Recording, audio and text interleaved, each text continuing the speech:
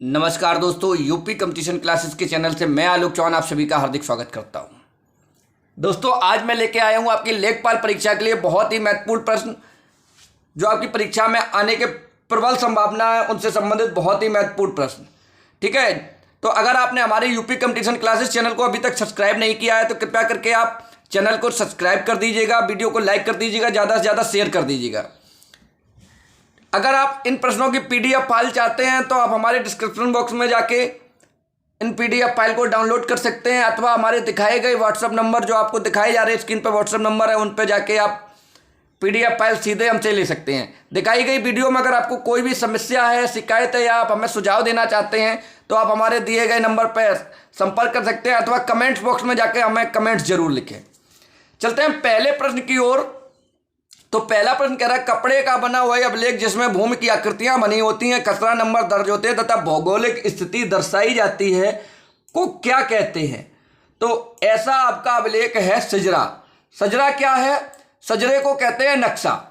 जो लेखपाल के पास नक्शा होता है उसे उनकी भाषा में क्या कहा जाता है? नक्शे को क्या कहा जाता है? सजरा। और सजरे में भू आकृतियां बनी होती हैं, उसमें खसरा नंबर भी दर्ज होते हैं। खतौनी क्या है? खतौनी ये आपका अधिकार अभिलेख है। इसमें खतौनी में विवरण होता है किस भूमि पर कौन सा किसान क्या कर रहा है। खसरा भी ये भूमि अभिलेख है। ये लेखपाल का पहला जरूरी कागज होता है सिजरा, दूसरा जरूरी कागज होता है खसरा, तीसरा जरूरी कागज होता है खतौनी। ये लेखपाल के कुछ प्रमुख कागजात भी हैं। खसरा में ये दर्ज होता है कौन सी भूमि कैसी है, किस भूमि पर कौन सी फसल उगाई जा रही है, कितने सिंचित भूमि है, कितने पेड़ उस पे लगे हुए हैं, कौन कृषि करने योग्य भूमि है, कौन आवासीय भूमि, ये सब ब्यौरा रहता है। ये सारा का सारा ब्यौरा है जो आपका खसरे में रहता है। तो इसका सही आंसर हो जाता है ऑप्शन नंबर 3 सिजरा। सिजरा होता है नक्शा। चलेंगे वर्तमान में खसरा में कॉलम की संख्या। तो वर्तमान में जो 2020 का जो संशोधन अधिनियम हुआ उसमें खसरे की संख्या बढ़ाई गई है। तो वर्तमान में जो खसरा में कॉलम की संख्या है 46 कॉलम दिए गए। कितने कॉलम दिए गए हैं? 46। चलेंगे अगले प्रश्न की ओर। संस्कृति की अवधारणा किसने दी? संस्कृतिकरण की अवधारणा किसने दी? तो ये क्वेश्चन हमने आपको ऑफलाइन क्लास में कराया है, इसकी प्रैक्टिस भी कई बार कराई है। तो संस्कृतिकरण, पश्चिमीकरण, औद्योगिकीकरण, इन सभी की अवधारणा दी है आपके एम श्रीनिवास ने। किसने दी है? एम श्रीनिवास ने। चलिए, आप लोग हमें कमेंट में जरूर बताएं अगर किसी भी क्वेश्चन पे आपको डाउट है, वीडियो आपको कैसी लगी बिल्कुल हमें कमेंट में बॉक्स में बताते रहें। अगला, आप कृषि वर्ष या फसली वर्ष। कृषि वर्ष या फसली वर्ष कब से कब प्रारंभ होता है? तो 1 जुलाई से 30 जून। 1 जुलाई से 30 जून तक चलता है आपका कृषि वर्ष या फसली वर्ष। ठीक है, 1 जुलाई से 30 जून। इसका सही आंसर हो जाएगा ऑप्शन नंबर तीसरा। आपको कमेंट बॉक्स में बताना है आपका वित्तीय वर्ष कब से लेकर कब तक होता है। कमेंट बॉक्स में आपको बताना है वित्तीय वर्ष आपका कब से लेकर कब तक होता है। चलेंगे, भारत के वर्तमान में कृषि मंत्री कौन है?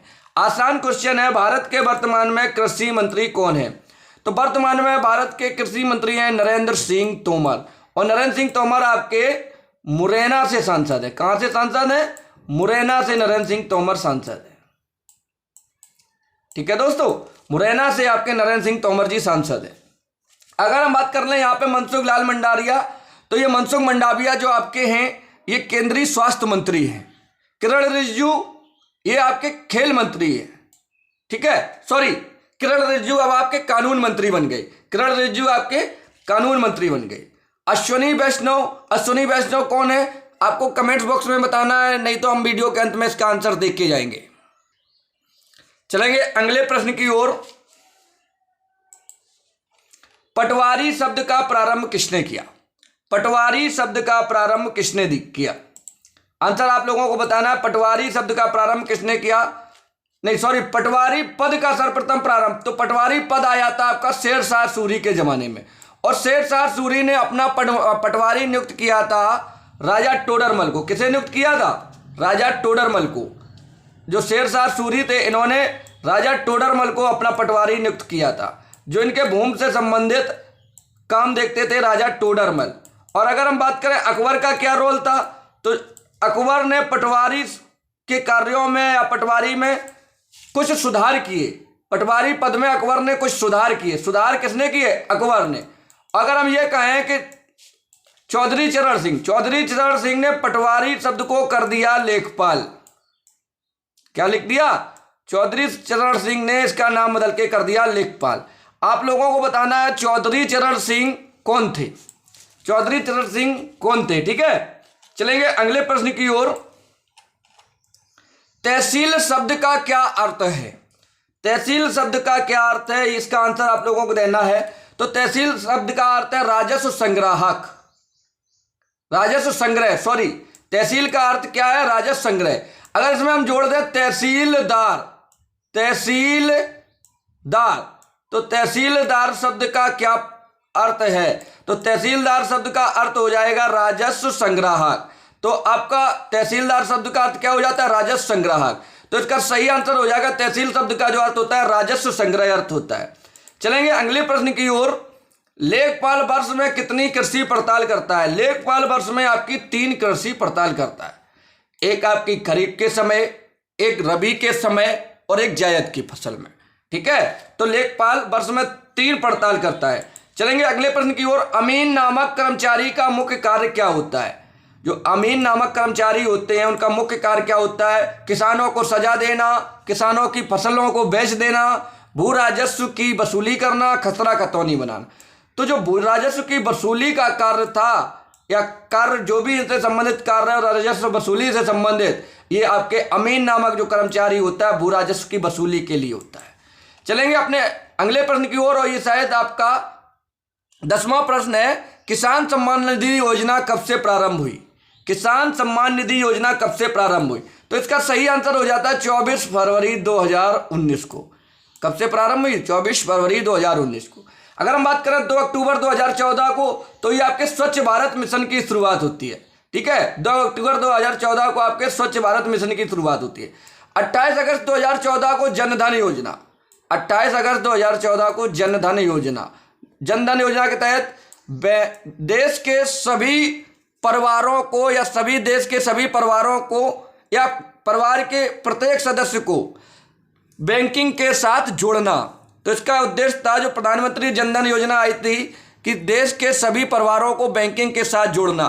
कुछ लोग लालच में लगे रहे कि 15-15 लाख आने वाले हैं, लेकिन इस योजना में ऐसा कहीं जिक्र नहीं था। इस योजना का मुख्य उद्देश्य था कि जो देश के परिवार है प्रत्येक परिवार को बैंकिंग के साथ जोड़ना। चलेंगे अगले प्रश्न की ओर। कलेक्टर के पद का सृजन का श्रेय किसे जाता है? कलेक्टर का पद किसने बनाया? तो कलेक्टर का पद बनाया था आपका वारेन हेस्टिंग ने। किसने बनाया था? वारेन हेस्टिंग ने। ठीक है, चलेंगे अगले प्रश्न की ओर। सूर्यास्त का नियम कब आया? सूर्यास्त का नियम कब लागू किया गया? तो सूर्यास्त का नियम 1794 में लागू किया गया था। यह जमींदारों के लिए था। अगर कोई भी जमींदार अपना लगान कंपनी तक नहीं पहुंचाता था तो उस दिन की निश्चित तारीख के सूर्य के अस्त होने तक उसकी जमींदारी नीलाम कर दी जाती थी। ठीक है, तो यह था सूर्यास्त का नियम। अगर आप इस वीडियो की PDF फाइल चाहते हैं तो आप डिस्क्रिप्शन बॉक्स में जाके डाउनलोड कर सकते हैं या हमारे व्हाट्सएप नंबर पे आप हमें कॉल या मैसेज कर सकते हैं। अगर आपने हमारे इस चैनल को अभी तक सब्सक्राइब नहीं किया है तो आप कृपया करके यूपी कंपटीशन क्लासेस के चैनल को सब्सक्राइब कर दीजिएगा। आपको बहुत जल्द मिलेंगे अगले वीडियो में। तब तक के लिए नमस्कार, जय हिंद।